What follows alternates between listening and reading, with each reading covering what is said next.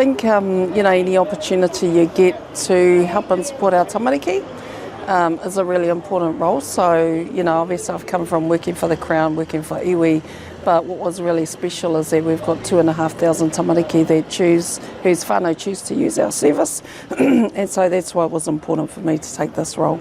We've got a really awesome strategy in terms of Central Kids, so I'm really keen to make sure that I implement that strategy, and that really is to reach 20,000 tamariki. Obviously that means, quite a number of different things around staffing, around venues, around support. So in the initial, it's just about making sure that I carry on from the predecessor, do a really great job and get some successes, but more importantly, it's making sure that any tamariki that accesses our services, that they get the best care while they're with us. He painga tēnei mona no te mea he whakaro Māori tāna, he whakaro rangatira hoki.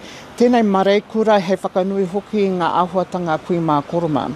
E mohio pai ea ki ngā kōrero I tuku iho mai o nā tupuna ki aia me tērā māramatanga me whakatupu I o tātenei tamariki mokopuna kia ora.